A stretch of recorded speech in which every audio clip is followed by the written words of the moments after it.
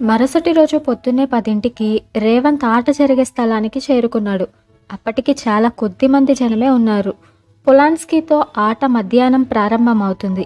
చాలామంది అప్పుడు వద్దాంలే అని ఊరుకున్నట్టున్నారు. ప్రభాకర్ ఇంకా కొద్దిసేపట్లో ఓడిపోతానని నిన్న రాత్రే తెలిసిపోయింది. రేవంత్ మెట్లు ఎక్కపోతుంటే గుమ్మం దగ్గర సీతారాం తగిలి గుడ్ మార్నింగ్ సార్ అన్నాడు. రేవంత్ అతడిని చూసి మొహం చిట్లించాడు. మీ గురించి, మీ విజయం గురించి నిన్నంతా పూజలు చేశాను సార్, మీరు తప్పక గెలుస్తారు. రేవంత్ మర్యాదకి థ్యాంక్ యూ అని లోపలికి వెళ్ళిపోయాడు. అతడు వదిలిపెట్టకుండా ఈ నిమ్మకాయ మీ దగ్గర ఉంచండి సార్ అంటూ ఇచ్చి మీకు అఖండ విజయాన్ని సంపాదించి పెడుతుంది ఇది అన్నాడు. రేవంత్కి ఇటువంటి వాటి మీద నమ్మకం లేదు, కానీ నా తృప్తి కోసం సార్ బలవంతం చేస్తూ అన్నాడు.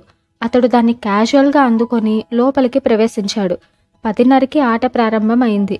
రేవంత్ తన కవర్ తీసుకొని విప్పి అందులో ఎత్తు ప్రకారం రాజుకి మంత్రికి ఫోర్క్ వేశాడు నైట్తో.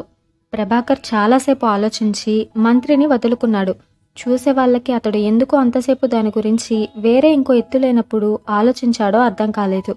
రేవంత్ బిషప్తో మళ్ళీ చెక్ చెప్పాడు. ప్రభాకర్ తన బిషప్ని తీసుకొచ్చి అడ్డు వేశాడు. ఇతడికి ఏమైనా మతిపోయిందా అనుకుంటున్నారు చూసేవాళ్ళు. అసలు మంత్రి పోగానే రిజైన్ చేయవలసిన ఆట ఇంకా ఎందుకు ఆడుతున్నాడో తెలీదు. రేవంత్ అతడి బిషప్ని కూడా తిని మళ్ళీ చెక్ చెప్పాడు. ప్రభాకర్ తల 2 చేతుల్లో పట్టుకొని పావులకేసి చూస్తూ కూర్చున్నాడు. గడువు పూర్తి కావస్తుంది. అందరూ అతడి వైపే చూస్తున్నారు. ఉన్నట్టుండి అతడి లేచి నాకేదో అవుతుంది అన్నాడు. ఎవరికి అతడు చెప్తున్నది అర్థం కాలేదు. ప్రభాకర్ తల పట్టుకొని నన్నెవరో హిప్నటైజ్ చేస్తున్నారు, నాకేం ఎత్తువేయాలో తెలియటం లేదు అన్నాడు. కొందరప్పుడే రేవంత్ వైపు అనుమానంగా చూడసాగారు. చాలామంది ఉత్సాహంగా ఏం జరగబోతుందా అన్నట్టు దగ్గరకొచ్చారు. రెఫరీ కల్పించుకొని మిస్టర్ ప్రభాకర్, మీరలా నెపం వేయడానికి వీల్లేదు. మీరు ఆట కొనసాగించని పక్షంలో ఓడిపోయినట్టు ప్రకటించవలసి వస్తుంది, జాగ్రత్త అని హెచ్చరించాడు. ప్రపంచ ఛాంపియన్ కార్పోవ్ అంతర్జాతీయ చదరంగ పోటీల్లో మిస్టర్ కార్సినాయ్ ఆడుతున్నప్పుడు ఆట మధ్యలో కార్సినాయ్ లేచి అలాగే తనని కార్పోవ్ హిప్నటైజ్ చేస్తున్నాడని ఆరోపించాడు. అతడి దృష్టి దోషం నుంచి తప్పించుకోవడానికి ముందు వరుసలో ఒక కాషాయ బట్టలు కట్టుకున్న యోగిని కూర్చోపెట్టుకున్నాడు కూడా. అయితే వీటికి రెఫరీ ఒప్పుకోక కార్పోవ్ గెలిచినట్టు ప్రకటించాడు రచయిత. రేవంత్ ఇంకా షాక్ నుంచి తేరుకోలేదు. ప్రభాకర్ వైపే అయోమయంగా చూడసాగాడు. ప్రపంచ పోటీల్లోనే ఈ ఆరోపణ తప్పనిసరైనప్పుడు తనెంత? ప్రభాకర్ రేవంత్ వైపు చూస్తూ నేను ఎత్తు వేయబోయే టైంకి అతడేదో మంత్రాలు చదువుతున్నాడు, లేకపోతే అంత మూర్ఖంగా బిషప్ని ఎలా తీసుకొస్తాను అన్నాడు. ఆ చివరి మాట మాత్రం నిజమే. చదరంగంలో ఏమాత్రం పరిచయం ఉన్నవాడైనా కాపు లేకుండా ఆ ఎత్తు వేయరు. అయితే నిజంగా రేవంత్ ప్రభావం వల్లే అతడలా ప్రవర్తించాడా? ఎద్దు ఈనిందంటే దూడని కట్టేయమనే జనం మన వాళ్ళు. రేవంత్ని జవాబు చెప్పమన్నట్టు చూశారు. రెఫరీ మాత్రం టైం రన్ అవుట్ అవుతుంది ప్రభాకర్ అని హెచ్చరించాడు. తనింకా ఆడనన్నట్టు ప్రభాకర్ లేచి నిలబడ్డాడు. రేవంత్ కూడా లేచాడు. ప్రభాకర్ చూపు రేవంత్ ప్యాంట్ ఫ్రంట్ జేబు మీద పడింది. అదిగో అదేమిటి అని అరిచాడు. అందరూ అటు చూశారు. జేబు ఎత్తుగా ఉంది. ఒక్క క్షణం రేవంత్ కూడా తన జేబులో ఏమిటో అర్థం కాలేదు. అప్రయత్నంగా బయటకు తీశాడు ఏమిటో చూద్దామని. అది నిమ్మకాయ. గుండు సూది గుచ్చుపడి ఉన్నది. మధ్యలో ఎర్రగా ఉంది. రెఫరీ కూడా ఒక క్షణం అప్రబుతుడయ్యాడు. ఇదంతా రెప్పపాటులో జరిగిపోయింది. విలేకరులు టెలిప్రింటర్ల మీద ఈ వార్త పంపడం కోసం నోట్ పుస్తకాల్లో రాసుకొని అక్కడి నుంచి పరిగెత్తసాగారు. జనంలో కలకలం బయలుదేరింది. రేవంత్ని ఒక వింత మృగంలా చూడసాగారు. ఎవరో అతడి చేతిలో నుంచి నిమ్మకాయ తీసుకొని అందులో నుంచి గుండు సూదిని బయటికి లాగాడు. పెద్ద తుఫాను మధ్యలో మైదానంలో ఒంటరిగా నిలబడి ఉన్నట్టు అచేతనంగా నిలబడి ఉన్నాడు రేవంత్. అతనికి తన చుట్టూ జరుగుతున్నది తెలియటం లేదు. మనసంతా స్తబ్దంగా నొక్కి పట్టినట్లు ఉంది. రణరంగంలో తన వాళ్ళు ఒక్కసారిగా ఎదురు తిరిగి వెన్నుపోటి పొడిచినట్టు. ప్రభాకర్ విజయం సాధించిన వాడిలా హాలు బయటికి నడిచాడు. హాలు ఖాళీ అయింది. చదరంగం బల్ల ముందు రేవంత్, అతనితో పాటు నిశ్శబ్దం మిగిలాయి. ఆ ఒంటరితనంలో, ఆ నీరసంలో నిస్సత్తువుగా కుర్చీలో కూర్చుండిపోయాడు. గుండెల్ని నొక్కి పట్టి ఉంచిన వేదన అప్పుడు కట్టెలు తెంచుకుంది. చేతుల్లో మొహం దాచుకున్నాడు.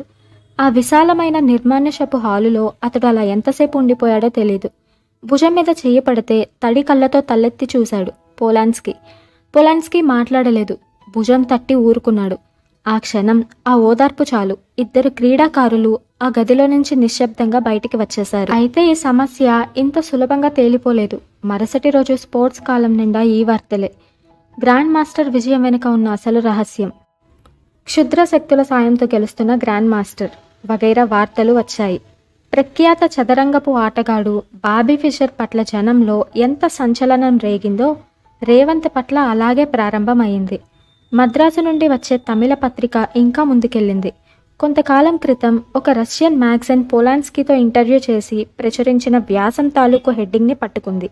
ఆ క్షణం నాకేమీ తోచలేదు అన్న హెడ్డింగ్ అది.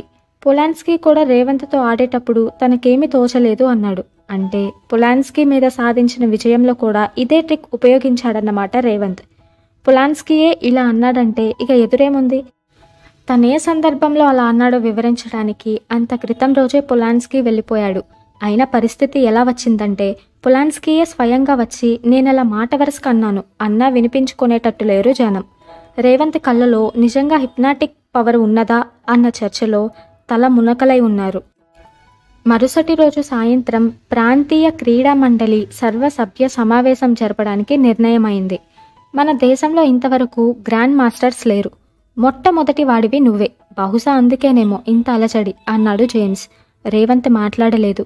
అతడి గడ్డం పెరిగింది. దాదాపు 36 గంటల నుంచి అతడు మౌనంగా నిశ్శబ్దంగా అదో రకమైన ట్రాన్స్లో ఉన్నాడు.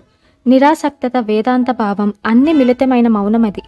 జేమ్స్ తిరిగి ఏదో అనబోతూ ఉంటే గుమ్మం దగ్గర అలికిడి వినిపించింది. సీతారాం లోపలికి వస్తూ కనిపించాడు. వస్తూనే నన్ను క్షమించండి అన్నాడు రేవంత్ చేతులు పట్టుకుని. నిండు మనసుతో మీకిచ్చిన దేవి ప్రసాదం ఇంత అనర్థానికి దారితీస్తుందని కలలో కూడా అనుకోలేదు. రేవంత్ మాట్లాడలేదు. సీతారాం 5 నిమిషాల సేపు ఏదేదో మాట్లాడాడు.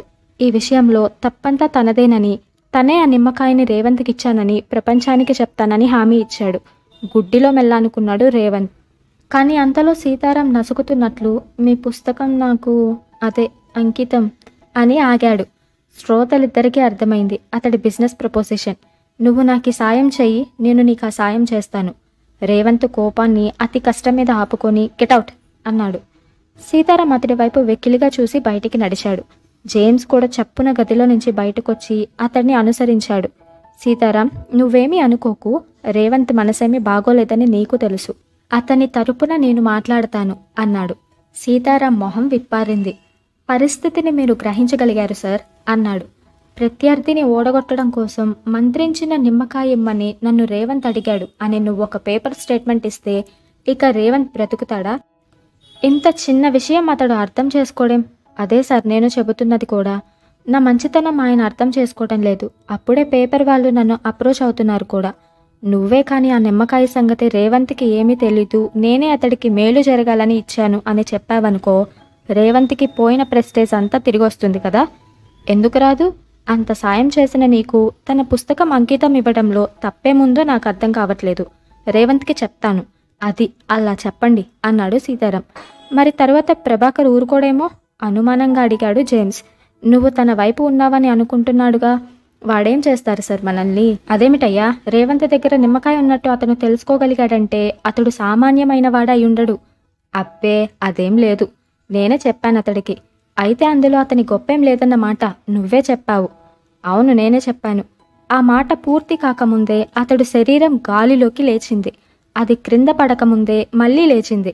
ధ్వని కన్నా కాంతి వేగంగా ప్రయాణం చేస్తుంది. కంటి ముందు మెరుపు మొదట తెలుస్తుంది. తర్వాత దెబ్బ తాలూకు బాధ మెదడుకు అందుతుంది.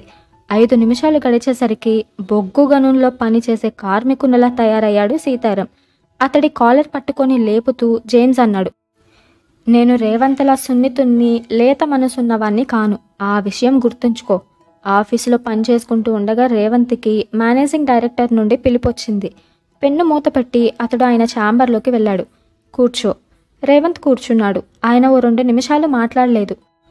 తరువాత పేపర్ వెయిట్ వేళ్ల మధ్య తిప్పుతూ మాట్లాడసాగాడు. రేవంత్, బాటా లాంటి పెద్ద కంపెనీలు, బ్యాంకులు క్రికెటర్లకి ప్రోత్సాహం ఇస్తున్నాయి. ఎయిర్ ఫోర్స్, రైల్వేస్ లాంటివి హాకీ ప్లేయర్స్ని తమ సంస్థలో చేర్చుకుంటున్నాయి. కానీ నాకు తెలిసినంత వరకు చదరంగ ఆటగాళ్ళని ఎవ్వరూ ఆ క్వాలిఫికేషన్ కారణంగా తమ సంస్థలో చేర్చుకోవడం లేదు. ఆగాడు. నిజం చెప్పాలంటే ఇందులో మా స్వార్థము కొంత ఉంది. అది కాదనను. ఉదాహరణకి పెనిన్సులా ప్రోడక్ట్స్ గురించి ప్రతి దినపత్రికలోనూ మ్యాగజైన్లోనూ ఒక్క అడ్వర్టైజ్మెంట్ ఇవ్వాలంటే దాదాపు 50,000 ఖర్చు అవుతుంది. అలాంటిది ఒకసారి నువ్వు నేషనల్ ఛాంపియన్షిప్ గెలిస్తే పలానా రేవంత్ పెనిన్సులా ప్రొడక్ట్స్లో పనిచేస్తున్నాడని ప్రతి పత్రిక రాస్తుంది. పాఠకులకు సంబంధించినంత వరకు మన సంస్థకి ఇదే గొప్ప అడ్వర్టైజ్మెంట్. అంటే ఇంకో విధంగా చెప్పాలంటే నీ ఒక్కొక్క విజయము మన సంస్థకి దాదాపు 50,000 విలువ చేసే వ్యాపార ప్రకటనని ఇండైరెక్ట్గా ఇస్తుందన్నమాట. పెద్ద పెద్ద సంస్థలు క్రికెటర్లని చేర్చుకునేది అందుకే. రేవంత్ మాట్లాడలేదు.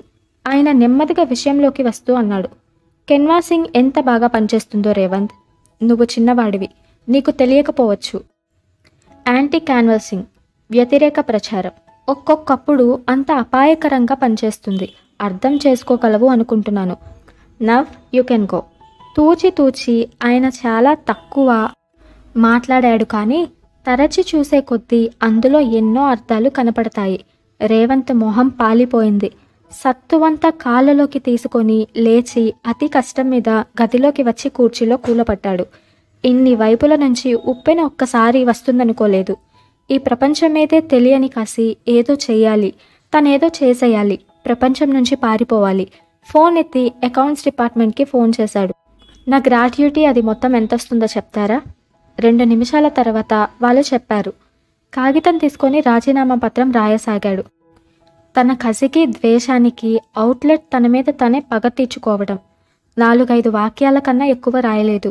తనని ఇంతకాలం బాగా చూసుకున్నందుకు కృతజ్ఞతలు తెలుపుకుంటూ పత్రం ముగించాడు. అతడు దాన్ని పుచ్చుకొని లేవపోతుంటే ఫోన్ మోగింది. మీరా అన్నాడు రిసీవర్ అందుకొని.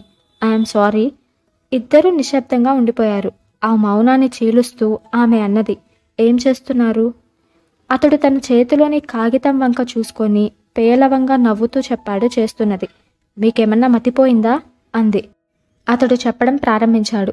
గుండె లోతుల్లో కరుడు కట్టుకున్న పర్వతం లాంటి వేదనంతా స్నేహపూర్వకమైన స్వాంతనతో తిరిగి మాటల రూపంలో ప్రవహించసాగింది. ఆమె అడ్డురాలేదు. అతనిని చెప్పనిచ్చింది. అతడు ఆమెకి చెప్పటం లేదు, ఈ ప్రపంచానికి చెప్తున్నాడు. కనిపించని ప్రజానికాన్ని ఊహించుకొని కళ్ళు మూసుకొని మాట్లాడుతున్నాడు. మీకు తెలీదు, చదరంగం నా జీవితంలో ఎంతలా పెనవేసుకుపోయిందో మీకు తెలీదు. నా 8వ ఏట ఈ తెలుపు నలుపు గళ్ళు నా జీవితంలో ఒక భాగమయ్యాయి. అప్పట్నుంచి ఇప్పటి వరకు ఒక ఋషిలా, ఒక మునిలా దాన్ని నిర్వర్తిస్తూ వచ్చాను. చదరంగాన్ని నేనెప్పుడూ ఒక ఆటలా భావించలేదు. అదో మహాయజ్ఞం. అర్ధరాత్రి మెలకువ వస్తే కప్పుకేసి చూస్తూ నైట్స్ని, రూక్స్ని ఊహించుకునేవాణ్ణి. గచ్చు నాపరాళ్ళు, గల్లు గల్లుగా ఊహ ప్రపంచాలు, ప్రత్యర్థితో పావులు జరిపేవాణ్ణి. భారతదేశపు మొట్టమొదటి గ్రాండ్ మాస్టర్ అవ్వాలన్న తపనతో కుర్రవాళ్ళు హాయిగా అనుభవించే ప్రతి ఆనందాన్ని నా 12వ ఏట వదులుకున్నాను. నా జీవితాన్ని ఫనంగా పెట్టి కృషి చేశాను. ఇదంతా నేను గర్వంగా చెప్పటం లేదండి, నా బాధని చెప్పుకుంటున్నాను. ఇంత చేసి, ఇన్ని మెట్లెక్కి ఈ శిఖరం చేరుకున్న తర్వాత ఇప్పుడు కనీసం నా వైపు చూపుడు వేలైనా సూటిగా సారించ తాహతులేని అనామకులందరూ మాట్లాడగలుగుతున్నారు. అయినా పర్లేదు, కానీ నా జీవితంలో ఒక భాగంగా పెనవేసుకుపోయిన చదరంగాన్ని నా నుంచి వేరు చేయాలని ప్రయత్నిస్తున్నారు. అతడి గొంతు దగ్ధిదికమైంది. ఆమె వెంటనే జవాబు చెప్పలేదు. అతడి బాధని అర్థం చేసుకుంటున్నట్టు మౌనంగా ఉండి తరువాత అంది, మీకు చెప్పేటంత గొప్పదాన్ని కాను, కానీ నాకెందుకో జపనీయుల తత్వశాస్త్రం గుర్తొస్తుంది. సూక్ష్మాతి సూక్ష్మమైన అమీబా ప్రాణి జీవితం నుంచే అఖిలాండ శూన్యం వరకు ఒక పెద్ద చక్రమని, ప్రతి ప్రాణి అస్తిత్వము తన జీవితంలో ఒక చోట నుంచి ప్రారంభమై సెమీ సర్కిల్లో పైకి ఎగిరి మళ్ళీ కాన్వెక్స్గా కిందికి దిగుతుందని. అలాంటి చక్రాల సముదాయమే ఒక జాతి, ఒక నాగరికత, ఒక ఇండివిజువల్ జీవితపు పరిమాణం అని వాళ్ళు భావిస్తారు. సామాన్యుడి జీవితంలో ఉద్యోగము, తండ్రి కావటము లాంటి తాత్కాలికమైన గెలుపులు అతడి జీవితపు సర్కిల్స్లో ఉచ్చస్థాయి స్థితుల్ని నిర్మిస్తే, మహానుభావుల జీవితాల్లో సెల్ఫ్ కన్స్ట్రక్షన్, సెల్ఫ్ డిస్ట్రక్షన్లతో ఈ పరిణామ చక్రం బద్దలై విభిన్న రూపాలు చెంది రేఖగా మారి ఎత్తు పల్లాలతో అత్యున్నత స్థాయికి చేరుకుంటుంది. అందుకే వారు గెలుపుని మర్చిపోయి ఓటమి నుంచి నేర్చుకుంటూ ఉంటారు. ఇప్పుడు నేనేం చేయను? ఏం చేయలేరు. మీరు ఏదైనా చేయగలరు. కొప్పు అంటూ ఉండాలి, కానీ ఎన్ని సెగలైనా వేయొచ్చు. మీ చేతిలో ఆర్ట్ ఉంది, దాంతో దెబ్బ కొట్టడం అంత కష్టమేమీ కాదు. దెబ్బ కొట్టడమా? నవ్వాడతడు. రేపే ప్రాంతీయ క్రీడా మండలి సమావేశం. ఆ మీటింగులో అందరూ చేరి రేవంత్ కళ్ళల్లో హిప్నాటిక్ పవర్ ఉన్నదా లేదా అని నిర్ణయించడానికి ఒక కమిటీని వేసినా ఆశ్చర్యపోనక్కర్లేదు. వారికన్నా ముందే మీరు ప్రకటన చేశారనుకోండి. ఏమని? ఆమె చెప్పింది. అది వింటుంటే అతడి చేతిలో నుంచి ఫోన్ జారిపోయింది. కష్టం మీద సంభాళించుకొని, మీకేమైనా మతిపోయిందా? ఏంటి మీరంటున్నది? అన్నాడు. ఆమె మామూలుగా నవ్వేసింది. పూర్వపు సీరియస్ లేదు. మీరా పని చేయగలరు రేవంత్, నాకు తెలుసు. మీలో ఆ సామర్థ్యం ఉన్నది. మీ కృషి, పట్టుదల, మీ 20 సంవత్సరాల చదరంగపు అనుభవం, వీటిని తక్కువ అంచనా వేయొద్దు. కానీ ఏమాత్రం పాడైనా అబాసు పాలవుతాం, అపనమ్మకంగా అన్నాడు అతడు. నా ప్లాన్ పాడవదు అంది ఆమె. అతడు శక్తి మీద ఆమెకు అనుమానం లేదు. అతడికి కావాల్సింది ప్రోత్సాహమే. ఆ విషయం ఆమెకి తెలుసు. మరుసటి రోజు పేపర్లో పెద్ద అక్షరాలతో పడింది, రేవంత్ అనౌన్సెస్ బ్లైండ్ ఫోల్డ్. పేపర్లో అనౌన్స్మెంట్ ఈ విధంగా కొనసాగింది. తర్వాత ఏం జరిగిందో తెలుసుకోవాలంటే నెక్స్ట్ ఎపిసోడ్ వరకు వెయిట్ చేయండి. మీ వెన్నెల ఆడపిల్ల.